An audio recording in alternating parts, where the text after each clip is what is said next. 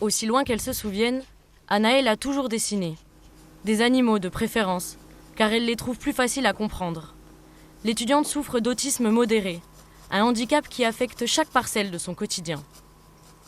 Juste le fait d'aller dans un café ou dans un restaurant, vraiment le fait qu'il y ait autant de bruit, qu'il y ait beaucoup de gens qui parlent en même temps, s'il y a de la musique, s'il y a trop de lumière, ça devient tout de suite un enfer en fait. Malgré les crises et les épisodes dépressifs, Anaëlle est diagnostiquée sur le tard, à 19 ans. Quand j'ai eu mon diagnostic, ça a plutôt été un soulagement parce que toutes les difficultés que j'avais avant, où je ne comprenais pas pourquoi j'avais des réactions qui pour les autres paraissaient excessives quand il y avait un peu de bruit, quand il y avait de la lumière, beaucoup de gêne au quotidien, en fait ça a plutôt posé des mots et ça m'a permis de comprendre pourquoi en fait je réagissais comme ça et j'étais comme ça. Contre les inconnus liés à ce handicap, la dessinatrice a créé une BD, un guide pour aider les familles à mieux comprendre l'autisme.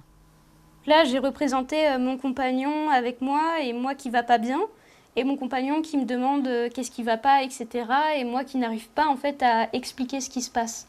Et du coup, après, j'explique que les personnes autistes ont du mal à exprimer que ce soit leurs sentiments ou ce qu'ils ressentent, à mettre des mots en fait sur ce qui se passe.